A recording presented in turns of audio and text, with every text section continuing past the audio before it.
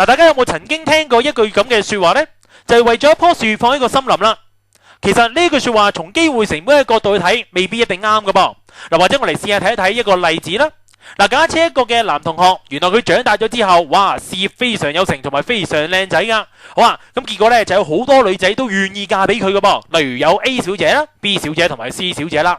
咁為咗簡單起見，我哋用啲簡單啲嘅數字去代表翻呢度每個女仔嘅價值啦。喺呢個男同學嘅心目中 ，A 小姐係值10分嘅，而 B 小姐就係值8分，而 C 小姐就值6分啦。咁如果呢個男同學最後揀選咗 A 小姐為妻嘅話呢，咁到底佢嘅機會成本係乜嘢？你可唔可以話佢為咗呢棵樹係放棄咗個森林，即係放棄咗 B 小姐同埋 C 小姐呢？咁如果你讀過機會成本嘅定義就知道呢個講法係唔啱嘅，因為機會成本係指我哋最高價值放棄的選擇，英文即係指個 highest valued option forgone。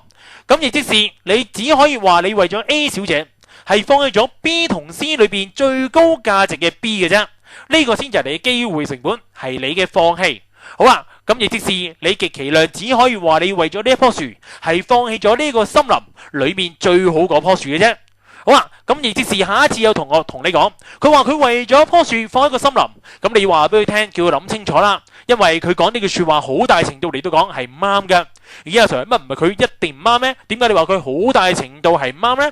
哦，因為凡事原來有例外嘅，有一個好特殊嘅情況底下，你嘅同學佢咁樣講就會啱嘅。個情況例如好似咁啦，今次佢可能有兩個選擇，一就係原來揀一個嘅基督徒嘅女仔為妻，二就係揀回教徒為妻啦。阿 Sir 揀基督徒同揀回教徒有咩分別啊？大家一定要知啦。原來回教呢係容許一個男人係娶4個老婆噶噃。好啊，咁結果原來今次又有4個回教徒願意嫁俾你，另外一個基督徒亦都願意嫁俾你。咁如果最後你揀選咗呢個基督徒嘅話，我想問下你啊，你嘅機會成本係咩呢？你可唔可以話放棄咗嗰4個回教徒嘅女仔裏邊最靚嗰個、最高分嗰個呢？原來唔啱噶，咁樣講，因為原來嗰4個回教徒你係可以一次過娶晒佢。既然係咁嘅話，嗰4個回教徒其實係當咗一個選擇嚟睇噶。你千祈唔好以為一個選擇裏邊一定係得一個女仔，因為今次呢4個女仔係可以一次過嫁俾你，所以我哋當佢係一個選擇嚟噶。